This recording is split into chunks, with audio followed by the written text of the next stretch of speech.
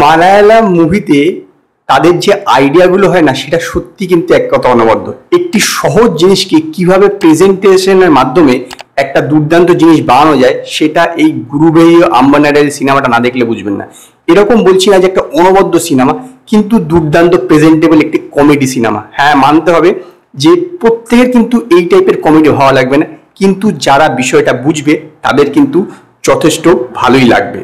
এই সিনেমাতে আছে পৃথ্বীরাজ সুকুমারান এবং বাসিল জোসেফ। সিনেমার গল্পটা হচ্ছে, বাসিল জোসেফ ইউএইতে থাকে, তো তার বাবা মা এইখানে কেরালাতে থাকে এবং ভাইও কেরালাতে থাকে। তো তার বিয়ে ঠিক হয়েছে। এবার যার সঙ্গে বিয়ে ঠিক হয়েছে, তার যে বড় ভাই আছে, তার সঙ্গে তার ফোনে খুব কথাবার্তা হতে থাকে। এই বাসিল জোসেফের বড় ভাইয়ের রোলটা প্লে করেছে পৃথ্বীরাজ সুকুমার, এবং তাদের দুজনের মধ্যে খুবই বন্ধুত্ব ক্রিয়েট হয় ফোনে। এবং বাসিল জোসেফ এটা বলে যে তার একজন আগে গার্লফ্রেন্ড ছিল, সে তাকে ডিচ করেছে, সে তাকে কিছুতেই ভুলতে পারছে না। তো তখন পৃথ্বীরাজ সুকুমারন তাকে অনেক আইডিয়া দেয় কিভাবে তাকে ভুলতে হবে, এই সেই হ্যান ত্যান। এবং এর পাশাপাশি সে জানতে পারে যে পৃথ্বীরাজ সুকুমারনের স্ত্রী এবং ছেলে তাকে ছেড়ে চলে গেছে। সে এবার বলে যখন সে তার বোনকে বিয়ে করবে, সেই সময় যেন সে তার স্ত্রী এবং ছেলেকেও নিয়ে আসে, কারণ সে চায় যেরকমভাবে সে তাকে তার গার্লফ্রেন্ডকে ভুলতে সাহায্য করেছে, সেও যেন তার স্ত্রীকে নিয়ে আসে, তারপরে তারা একত্রিত ফ্যামিলিতে থাকবে।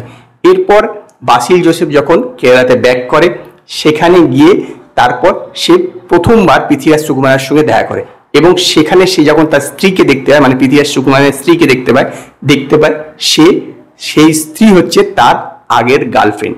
এরপরে কি হয় সেটা জানতে হলে আপনাদেরকে এই সিনেমাটা দেখতে হবে। এইখানে পৃথ্বীরাজ সুকুমারনের দু টাইপের মানে দ্বৈত ভূমিকা আছে বলতে পারেন। একটা জায়গায় সে যখন একদম বন্ধু জসিল বাসেবের এবং তার জন্য সমস্ত কিছু করতে পারে, আবার একটা মুহূর্তে পরে সে তার শত্রু, সে কিছুতেই চায় না তার বোনের বিয়ে তার বাসিল জোসেফের সঙ্গেও। মানে এই যে দুটো রকমের ডিফারেন্স, তার দুটো রকমের ভূমিকা, সেটা কিন্তু খুব দুর্দান্ত পৃথ্বীরাজ সুকুমারন এখানে প্লে করেছে। বাসিল জোসেফের কথা বিশেষভাবে বলতে হয়, আমার তার অভিনয় খুব ভালো লেগেছে। একটা ইনোসেন্ট লোক, মানে ইনোসেন্ট ছেলের চরিত্র, সে সবসময় ভয় পায়, ভীতু টাইপের ক্যারেক্টার, সে যে যা বলছে তাই শুনে যাচ্ছে, এবং তার বিয়ে দিতে তাকে বিয়ে করতে বাধা দিচ্ছে, সে কিছু বলতে পারছে না, জাস্ট সে তাকে রিকোয়েস্ট করছে, এরকম টাইপের একটা ভীতু টাইপের ক্যারেক্টার খুব দুর্দান্ত প্লে করেছে। সিনেমাটা একটা কমেডি, যেটা আমি শুরুতেই বলেছিলাম, কিন্তু বিষয়টা হচ্ছে কি, বহু জায়গাতে না অনেক জায়গায় মনে হবে যে কমেডিটা অনেকটা ফোর্সফুলি, মানে খুব ন্যাচারাল ওয়েতে কিন্তু কমেডিটা লাগবে না। কারণ কমেডি মুভিতে যদি সেই কমেডিটা ন্যাচারাল ওয়েতে না আসে, তাহলে ঠিক না সবসময় জমে না।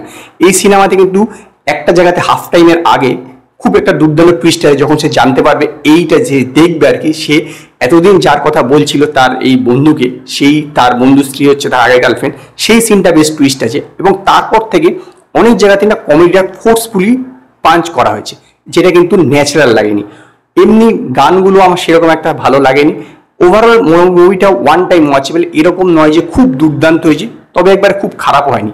এবং শেষে যে দৃশ্যটা, সেইটা কিন্তু করিনা কাপুর এবং অক্ষয় খান্না যে হালচাল মুভিটা আছে সেই কথাটা মনে পড়িয়ে দেবে। ওখানে একটা দড়ির মধ্যে মঙ্গলসূত্র ঝুলছিল, এখানে একটা ড্রোনের মধ্যে ঝুলছে মন্দিরের মধ্যে।